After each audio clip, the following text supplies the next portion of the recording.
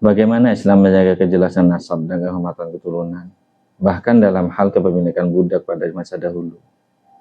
Tahukah kamu bahwa seorang laki-laki tidak boleh langsung berhubungan dengan budak yang baru dimilikinya sebelum memastikan rahimnya benar-benar bersih?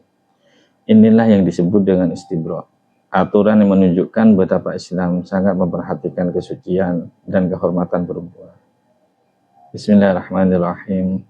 Faslun. Wa man istahdatsa mulka amatin harum alaihil istimta'u biha hatta yastabri'aha.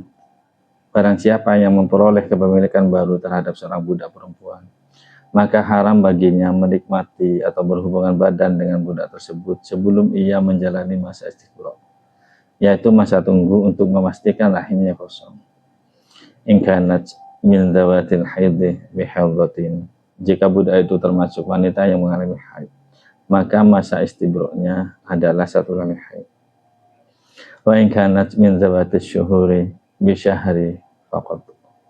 Jika ia termasuk wanita yang tidak haid dan dihitung dengan bulan, maka masa istibra-nya adalah 1 bulan. Wa in kanat min dzawatil hamli bil wad'i. Dan jika ia sedang hamil, maka masa istibra-nya sampai melahirkan anaknya. Wa idza mata sayyidu ummil waladis tabra'at nafsaha kal amati. Apabila tuan dari ummu walad atau budak yang telah melahirkan anak dari tuannya meninggal dunia, maka ia juga harus menjalani masa istibra seperti budak biasa. Istibra adalah masa tunggu bagi seorang budak perempuan sebelum boleh digauli oleh pemilik barunya. Tujuannya adalah memastikan rahimnya kosong dari kehamilan akibat hubungan dengan tuan sebelumnya, agar tidak terjadi pencampuran nasab atau anak yang tidak jelas siapa ayahnya. Hukumnya wajib sebelum tuan baru boleh berhubungan badan dengannya.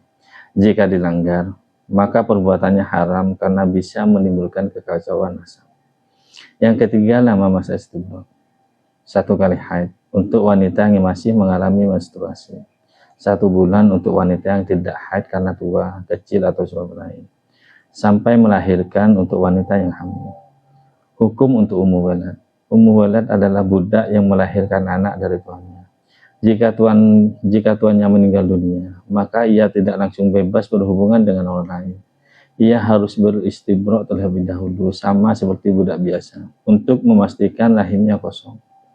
Hikmah syariat dari istibra: menjaga nasab anak agar tidak tercampur, menjaga kehormatan dan kesucian rahim wanita, mendidik umat untuk berhati-hati dalam urusan keluarga dan keturunan. Qala Rasulullah sallallahu alaihi wasallam, la tuta'u hamilun hatta tadha'a, wa la ghairu dzati hamlin hatta tastabri'a bihaidati. Rawahu Abu Dawud wa Tirmidzi wa Nasa'i. Rasulullah sallallahu alaihi wasallam bersabda, tidak boleh digauli wanita yang sedang hamil hingga ia melahirkan. Dan tidak pula boleh digauli wanita yang tidak hamil sampai ia menjalani istibra dengan 1 kali haid. Wanita yang hamil tidak boleh digauli hingga selesai melahirkan karena rahimnya masih mengandung janin.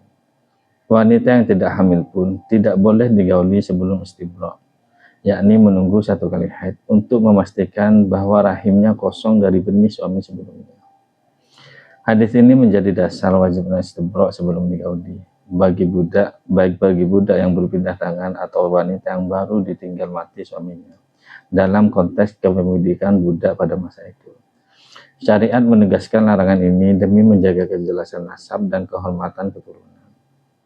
Para ulama dari berbagai mazhab, Hanafiyah, Malikiyah, Syafi'iyah, dan Hanabilah, sepakat bahwa seorang budak perempuan tidak boleh digauli sebelum dilakukan istibra agar diketahui kebersihan rahimnya.